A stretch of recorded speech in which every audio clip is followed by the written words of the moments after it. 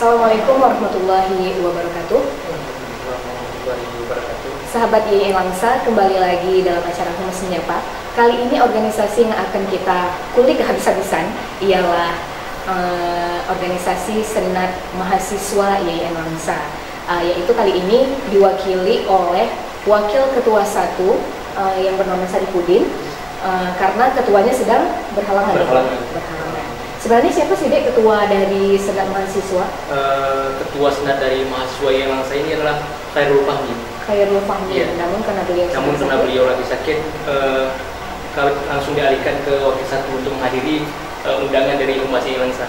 Jadi sahabat YIN Langsa, kali ini bagi sahabat yang ingin bertanya seputar tentang Senat Mahasiswa bisa langsung bertanya kepada Adik Saripudin, yaitu sebagai Wakil Ketua 1 dari Senat Mahasiswa YIN Langsa. Assalamualaikum Adik. Waalaikumsalam.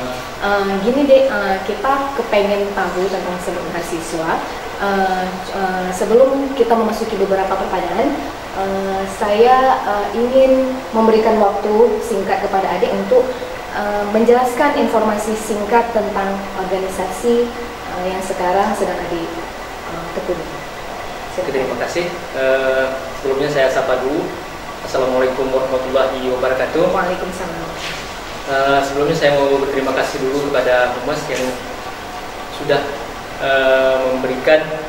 memberikan undangan atau panggilan kepada Senat Mahasiswa YIN Langsa untuk berdiskusi. Gambaran singkat tentang SEMA YIN Langsa itu adalah, kalau misalnya sering dipanggil SEMA, tapi Senat Mahasiswa YIN Langsa ini adalah sebagai wadah di mana kalau misalnya di dalam struktur negara, SEMA itu adalah DPR-nya. DPR dari mahasiswa. Jadi kami bertugas untuk menampung seluruh aspirasi mahasiswa untuk ditindaklanjuti, dan kami angkat berita itu untuk ke biro, ataupun kalau misalnya di negara itu untuk ke pusat.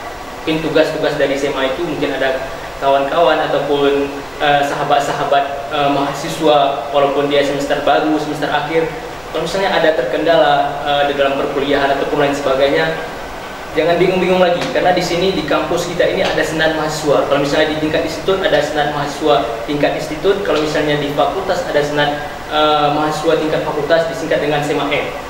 Jadi jangan ragu-ragu lagi.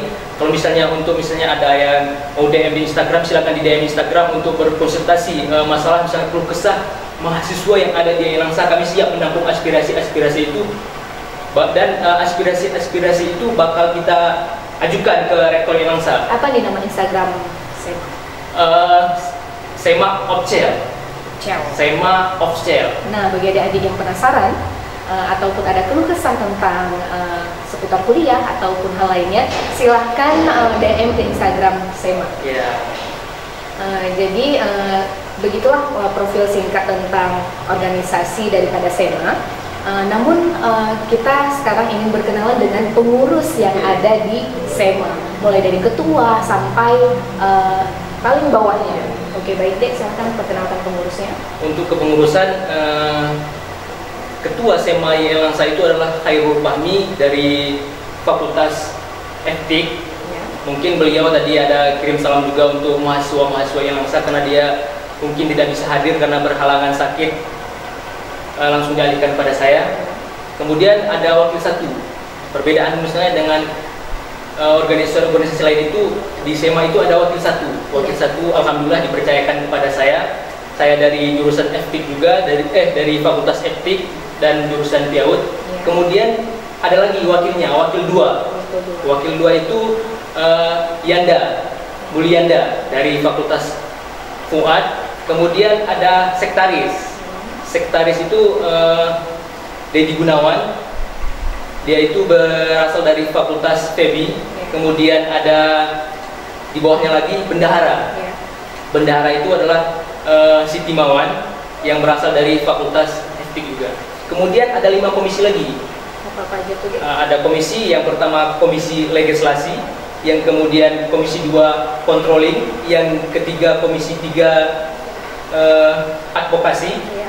yang komisi 4-nya budgeting, yang komisi 5 jaringan dan komunikasi. Itu masing-masing ada ketuanya? Ada ketuanya. Di dalam komisi itu ada lagi ketuanya, misalnya ketua komisi, habis itu ada sekretaris komisi lagi. Oh gitu, berarti masing-masing bidang ada ketuanya dan ada sekretarisnya. Tadi yang paling atas dari ketua SEMA, wakil SEMA itu cowok semua ya kayaknya? Ya, yang bendahara cuman ya. Oh, bendahara yang cewek. Yang satu-satunya yang paling cantik. Satu-satunya yang paling cantik dan paling terganteng. Iya. Mudah-mudahan nonton ya. Jangan segan-segan main ke humas ya, bendahara atau semuanya lah. Jadi begitulah struktur singkat tentang SEMA Lensa. Sekarang kita beralih ke fungsi daripada masing-masing komisi tadi. Baik dari ketua, apa nih fungsinya, wakil, apa nih fungsinya gitu ya, dan masing-masing bidang. Sebenarnya SEMA ini dengan presiden mahasiswa itu gimana sih posisinya? Maksud Kak Usna, apakah presiden mahasiswa ini berada di bawah daripada SEMA atau gimana, coba dijelaskan? Kalau misalnya SEMA sama DEMA atau sering di akrabnya kita panggil sama Presma. Kalau misalnya dalam legislatif strukturalnya SEMA itu tertinggi. SEMA itu tertinggi. Tapi kalau misalnya di eksekutifnya DEMA itu tertinggi, Presma itu tertinggi. Tetap presidennya. Tapi kalau misalnya di legislatifnya tetap SEMA yang paling tinggi, SEMA yang Lensa. Jadi SEMA ini menaungi ataupun misalnya bekerja sama DEMA. Misalnya program kerja SEMA,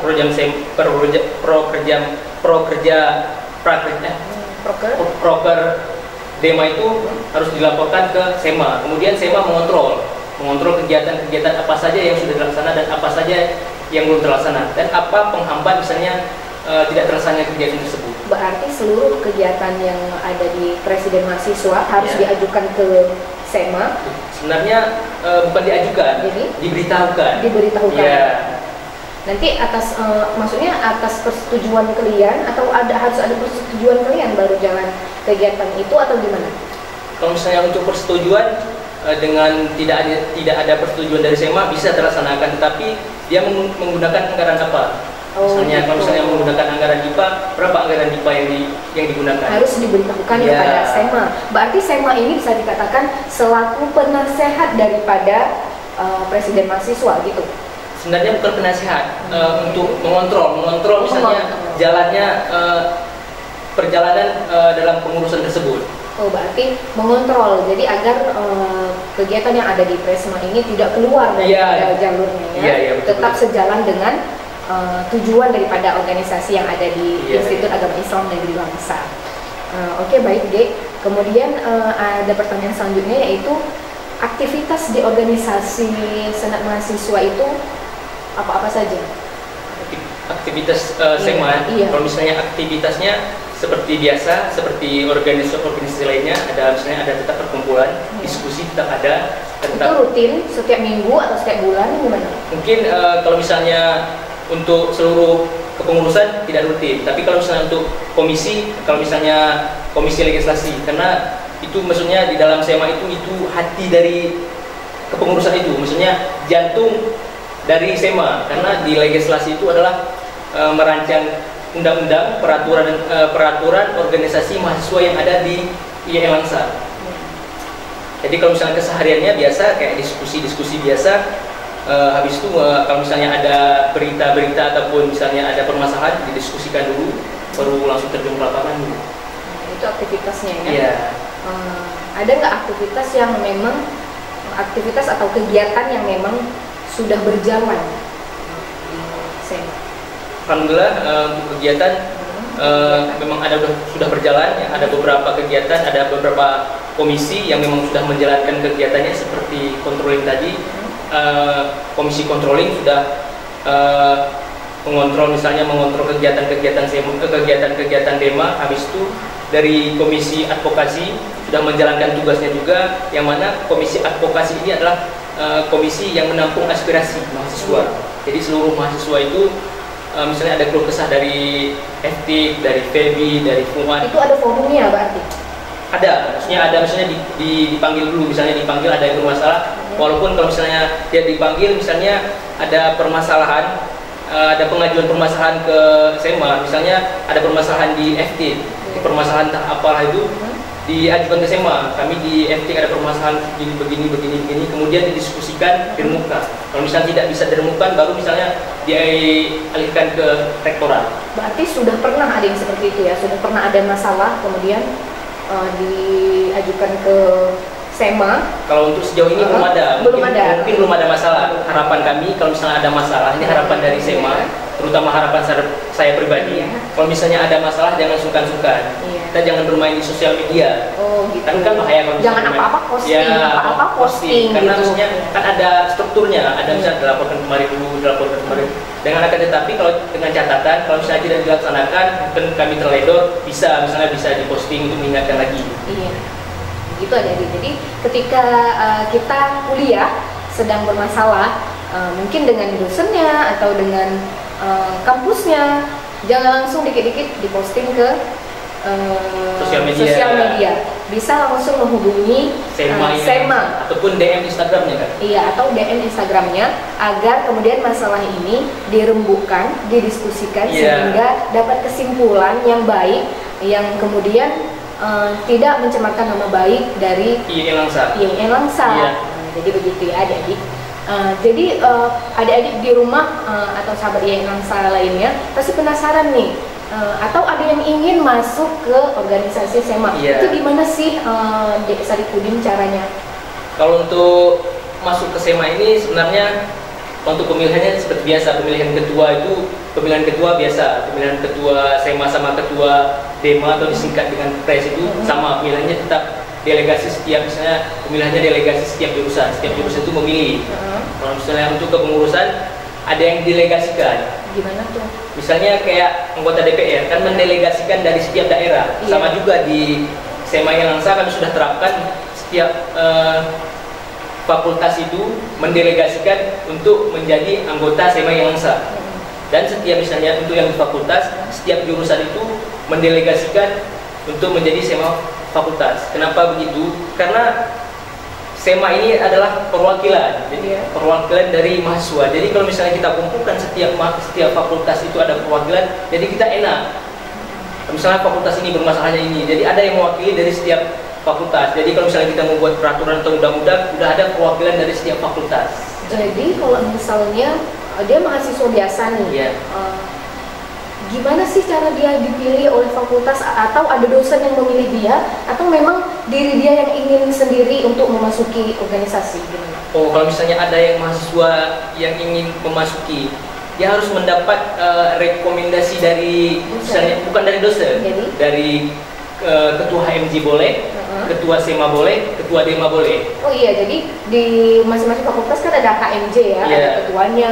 Jadi ketua-ketua ini yang merekomendasikan apakah saudara ini layak atau tidak untuk memasuki organisasi gitu ya. Apakah di organisasi ini ada, maksudnya ada mengadakan LDK gitu? Oh, kayak semacam open recruitment gitu. Iya, gitu. Kalau misalnya di SEMA itu open recruitment itu nggak ada. Open recruitment untuk penerimaan anggota? Nggak ada. Tapi setelah terkumpul anggotanya, apakah pernah mengadakan sebuah LDK seperti latihan-latihan dasar kepemimpinan gitu misalnya? Ada.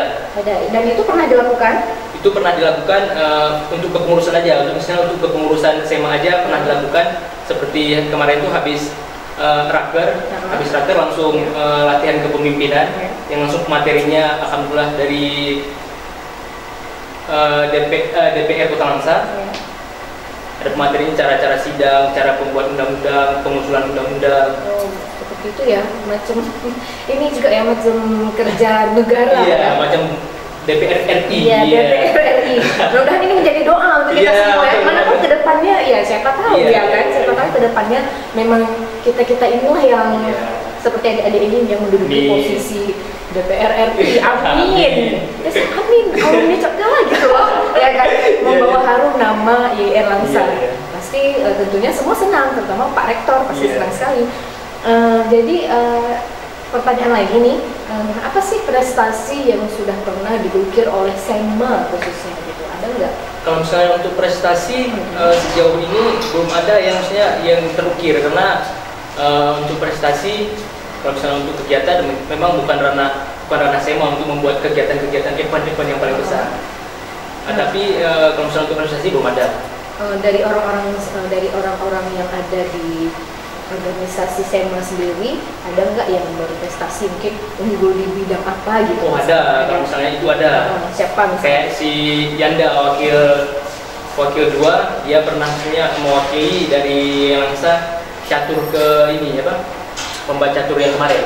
Lomba catur. Ya, alhamdulillah dia mewakili. Cuman itu sih prestasinya, prestasi lain.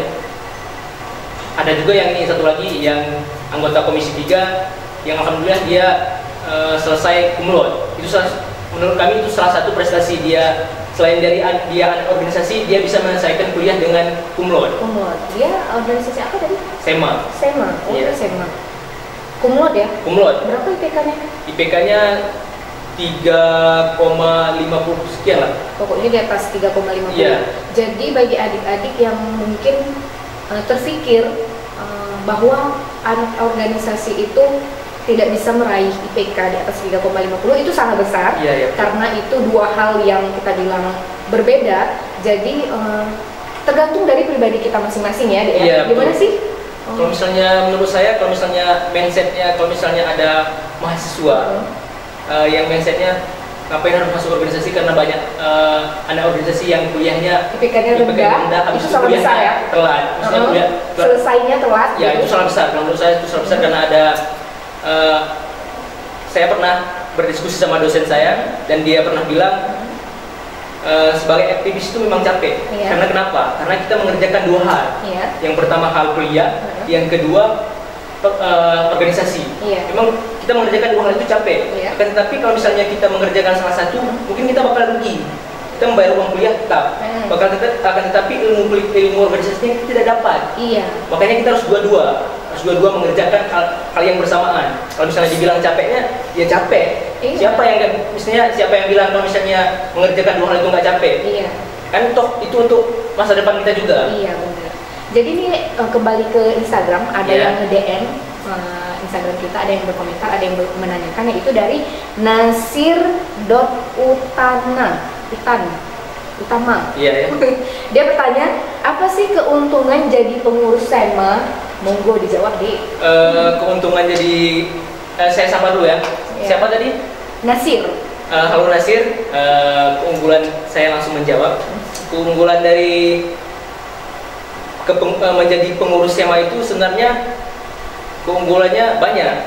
Yang pertama, di SEMA itu kita ibaratkan, kalau misalnya kita diibaratkan di Telkom, kita di jaringannya. Kita di jaringannya. Kalau misalnya yang di PEMA, orang itu di lapangan. Gitu. Yang mengerjakan di lapangan, kita yang mengatur semuanya, orang itu yang mengerjakan. Ibaratnya itu SEMA yang mengkoordinir semua kegiatan yang ada di Presma. Itu keuntungannya. Jadi kalau misalnya kita nggak mau capek, kita nggak mau capek, ilmunya tetap ada, kita di SEMA. Kita nggak mau capek, tapi kita dapat ilmunya. Kita bergabung di organisasi apa, langsung aja ke Dema. Bisa DM langsung ya ke Dema. Apa tadi Instagram Dema? Dema Opcel. SEMA Opcel. Banyak sekali nih ya masuk pertanyaannya. Alhamdulillah ya, berarti rame yang nonton.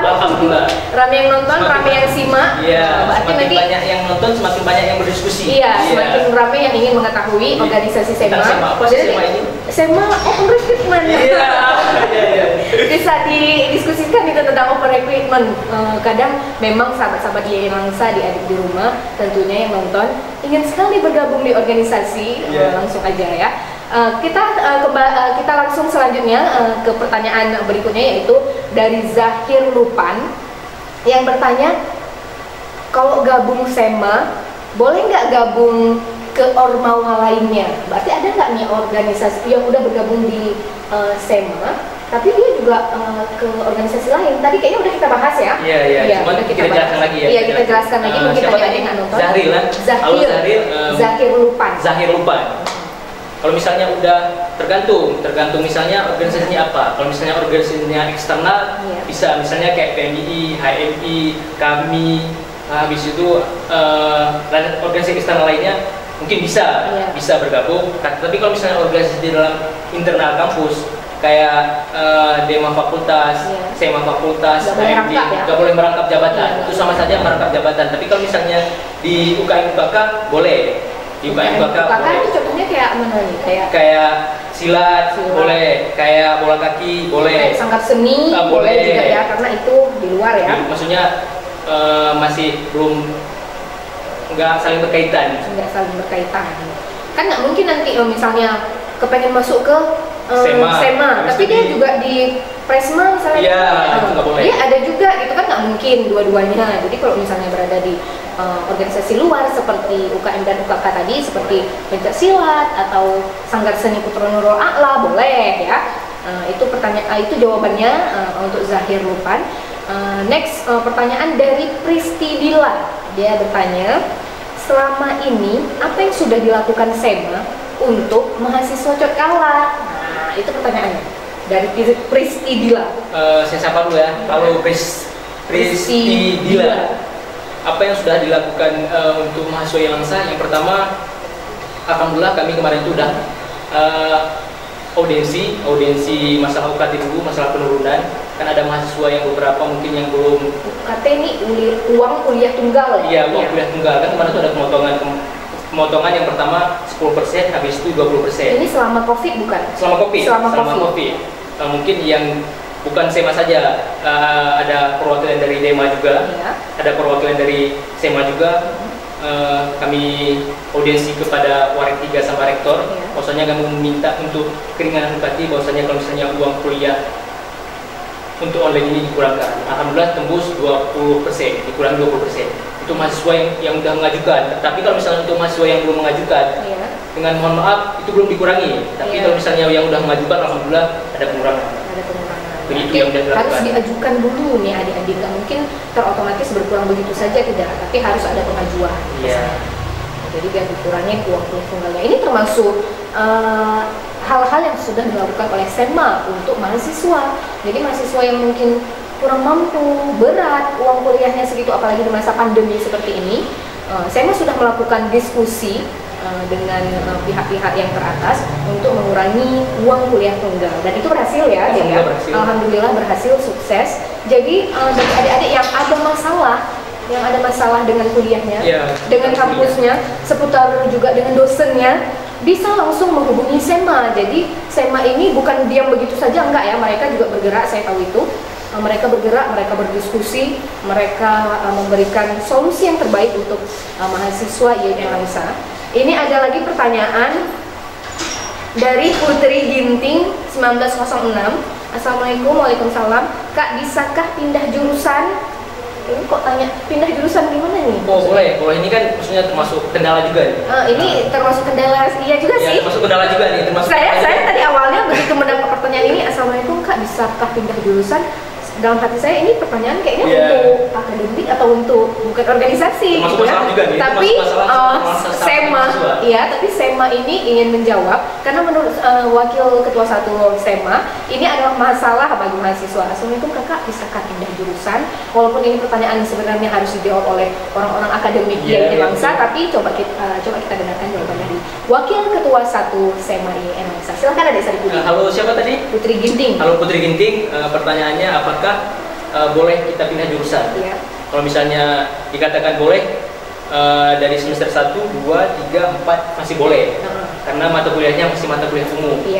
Dengan catatan, kalau misalnya ada mata kuliah yang belum terlaksana, harus diulang lagi. Misalnya dia pindah dari jurusan PIAUD ke bahasa Inggris, kan ada mata kuliah yang di bahasa Inggris belum ada di PIAUD, jadi harus mengulang.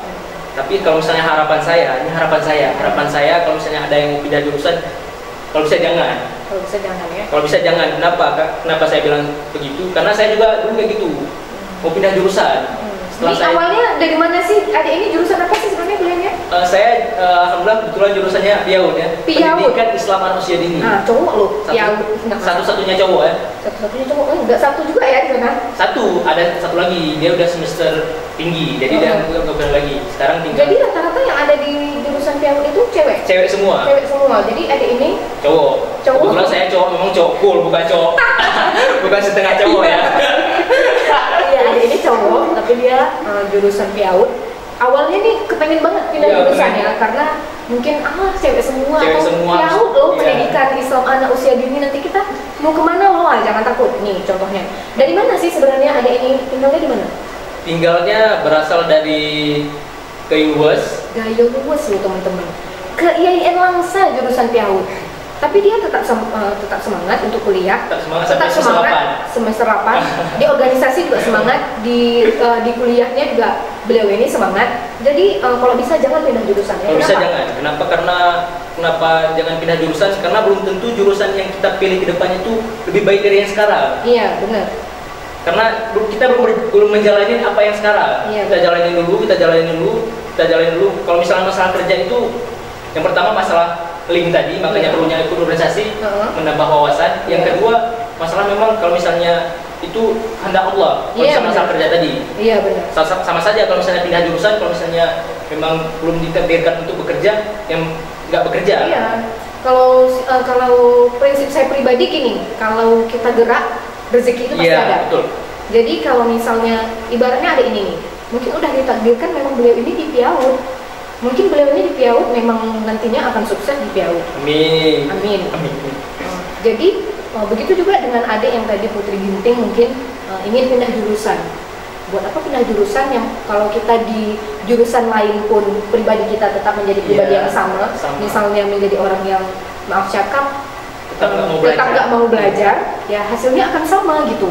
Jadi coba kita menerima takdir, kemudian menjalankannya dengan serius, dengan giat, dengan tekun. Contohnya seperti abang ini, Abang Saripudin. Nah, selama di organisasi, apakah makin adik ini Saripudin ini ikut organisasi, apakah semakin ramai cewek-cewek yang naksir? Ini pertanyaan pribadi sekali ya. Itu gimana tuh, Dik? Kalau misalnya masalah itu, kalau misalnya menjadi ketua ataupun menjadi BPH, ada nilai plusnya. Karena kan kita misalnya lebih update, lebih terlihat ada kegiatan ini bla bla bla. Kalau misalnya masalah itu mungkin ada nilai plusnya, adalah. Mungkin salah satu yang nonton mungkin ada yang naksir dengan Abang Saripudin, ya langsung DM aja pertanyaan.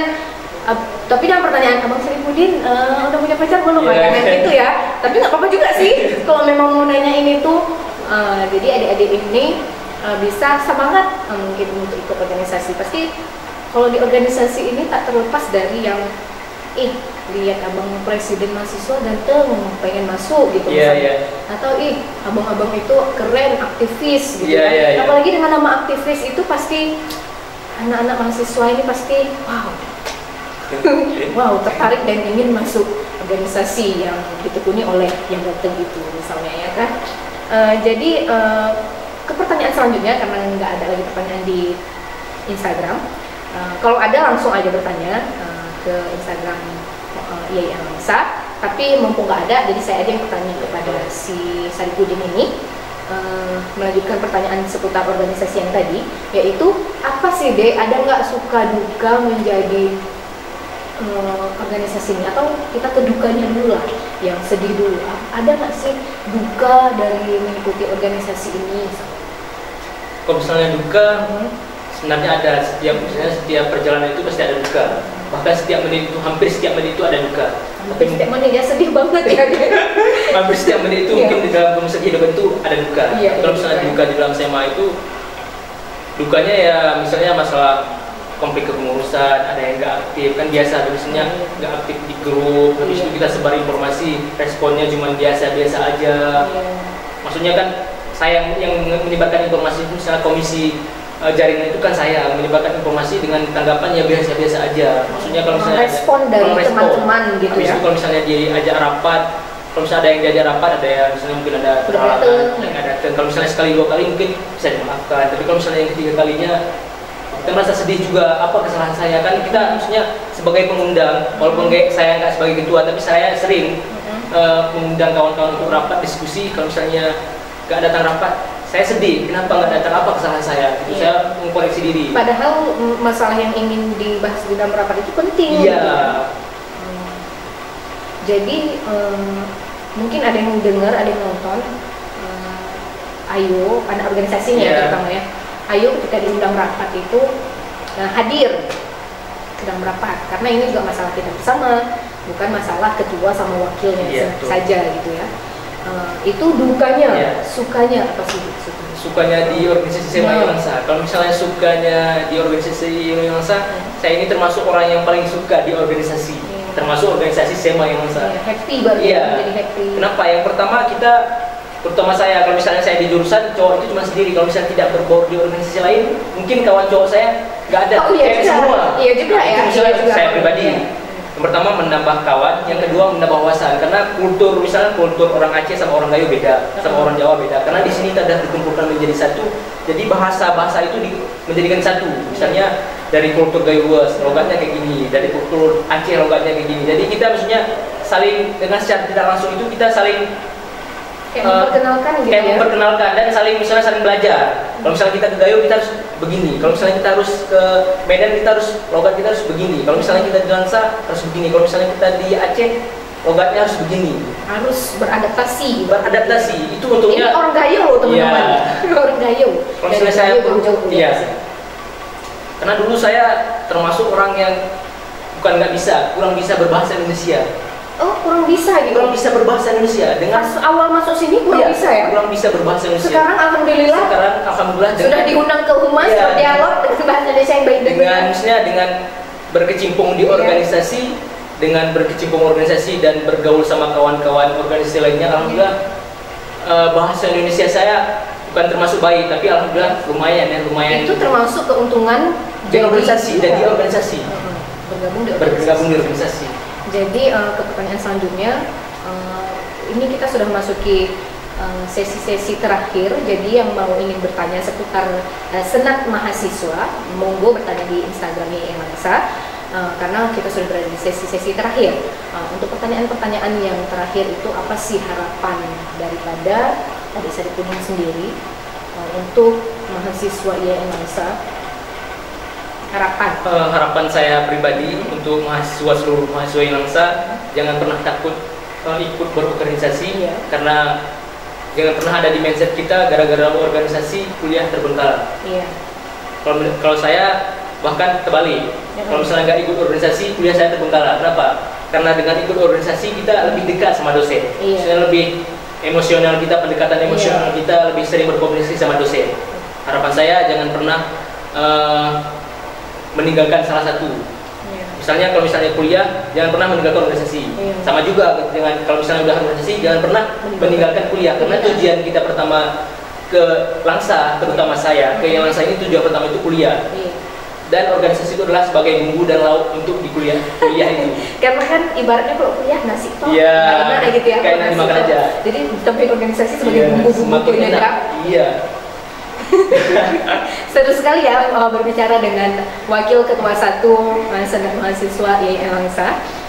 Lalu pertanyaan selanjutnya, ada nggak sih saran untuk teman-teman yang ingin berorganisasi? Saran untuk teman-teman atau adik-adik yang sedang kuliah? Ada. Saran saya kalau misalnya mau ikut organisasi, terutama yang masih mahasiswa baru ya di semester 2 ataupun semester 4, kalau bisa dia masuk organisasi itu di HMJ dulu. Jadi kaderisasinya dapat. Masuk di HMJ dari bawah lah. Dari bawah dulu. Jadi dapat ya. Dari HMJ dulu kepengurusan fakultas, baru kepengurusan institut. Jadi kalau misalnya menurut saya itu jangan dari TK langsung ke SMP, dia harus ada SD dulu, harus ada jenjang, harus ada paham dulu tentang fakultas dulu. Setelah mengupas tentang fakultas, baru mengupas tentang institut. Jadi dia paham apa masalah di fakultas, karena dia sudah merasakan. Saya setuju, kan nggak mungkin begitu lompat tangkal langsung naik ke atas. Pasti dari bawah dulu ke tengah, baru ke atas gitu. Itu sarannya ya. Ada lagi nggak? Kalau untuk saran cuma itu aja. Ada lagi nggak hal yang mungkin di sini lupa Kak Husna tanyain untuk Adik Sari Pudin, tapi kepengen sekali Adik untuk mengungkapkannya ke sosial media tentang organisasi SEMA itu sendiri? Kalau misalnya harapan saya dari SMA Yonangsa untuk mahasiswa Yonangsa, kalau misalnya ada masalah tadi, karena tujuan kami di sini adalah perwakilan dari mahasiswa. Kalau misalnya ada permasalahan-permasalahan, jangan sungkan-sungkan. Maksudnya jangan sungkan-sungkan untuk berkomunikasi ataupun memberitahu kepada SEMA biar kita selesaikan bersama-sama. Walaupun nanti permasalahannya tidak bisa diselesaikan, tapi kita sudah berusaha untuk menyelesaikan itu. Iya, seperti contohnya tadi UKT. UKT tadi, ataupun masalah kampus, masalah dosen, nanti bisa kita diskusikan. Misalnya nih ada dosen-dosen yang mungkin agak killer ya, dicap sama mahasiswa killer. Itu bisa nggak kita hubungi ke SEMA? Tergantung killernya apa. Karena ada mahasiswa yang memang dia tipikalnya dia gini, dia bilang killer, tapi dia nggak mengerjakan tugas. Gimana orang misalnya nggak juga ya? Dosen nggak marah, dia nggak mengerjakan tugas dengan dia mau dapat nilai yang bagus. Berarti itu bukan dosennya yang killer, berarti dia ini malas gitu ya kan? Tapi kalau misalnya ada dosen yang misalnya keluar dari jalur, bisa misalnya keluar dari jalur misalnya pengajaran, tapi misalnya nggak ada dosen yang begitu. Tapi kalau misalnya ada, bisa dikonsultasikan biar kita cari masalah. Apa sih masalahnya? Jadi saya lagi, karena ini tadi udah sesi-sesi terakhir, tapi saya baru terpikir pertanyaan ini bocoran ya, kita kasih sedikit bocoran untuk teman-teman yang ada di sana. Nanti mahasiswa baru ini akan ada opaknya nggak? Itu kan pasti SEMA tahu nih, nah di bagian tertinggi daripada institut. Kalau misalnya untuk PBAK, mungkin insya Allah ada. Mungkin yang pertama pembukaan sama materi-materi yang wajib, yang sudah diaudisikan sama SEMA sama DEMA, kami sudah audiensi. Mungkin kalau misalnya untuk pembukaan sama materi-materi yang wajib itu bakal online. Tapi kalau misalnya bakal daring, tapi ada luringnya juga. Luringnya mungkin di hari kedua sama hari ketiga. Mungkin untuk PBAK tahun ini 4 hari atau 3 hari nanti. Itu masih disiasati, masih nanti gimana deh? Apakah berkumpul rame atau memang dipisah nanti? Kalau misalnya untuk berkumpul rame mungkin untuk sementara ini nggak bisa karena pandemi. Mungkin untuk fakultas itu bakal dibagi misalnya gelombang pertama fakultas, 2 fakultas. 2 fakultas itu dibagi, misalnya fakultas Puat ke Puat dulu, fakultas Syariah ke Syariah dulu, habis masing-masing di fakultas biar nggak ada kerumunan. Iya, karena nanti kalau ada kerumunan kan bahaya juga ya, bisa ditangkap sama polisi nanti. Jadi adik-adik itu bakal ada, mana tahu ada mahasiswa baru yang sedang menonton. Tetap kita laksanakan PBAK, namun mungkin dengan cara yang berbeda dari tahun-tahun sebelumnya, sebelum pandemi. Tapi saya yakin tetap seru juga kok PBAK-nya, pasti tetap seru. Karena Senat Mahasiswa atau Presiden Mahasiswa ini pasti sering berpikir keras bagaimana caranya PBAK ini tidak dihilangkan, karena ini adalah kegiatan yang paling seru loh, di awal loh ya. Saya juga dulu PBAK-nya seru sekali gitu ya kan, tidak mungkin dihilangkan. Jadi adik-adik semuanya, bagi yang ingin memasuki atau ingin bergabung ke organisasi-organisasi, jangan sungkan-sungkan, itu saran dari saya, karena mereka ini sangat terbuka, sangat open untuk kalian semua. Jadi jangan sungkan-sungkan untuk bergabung dengan mereka, ya kan, tentunya. Saripudin, ada hal lain yang ingin disampaikan sebelum kita tutup acaranya? Alhamdulillah sudah semua disampaikan oleh Wakil Ketua 1 Senat Mahasiswa IAIN Mansa. Saya Khairul Husna, mewakili kerabat kerja yang bertugas, undur diri. Wassalamualaikum warahmatullahi wabarakatuh. Salam Humas. Waalaikumsalam warahmatullahi wabarakatuh.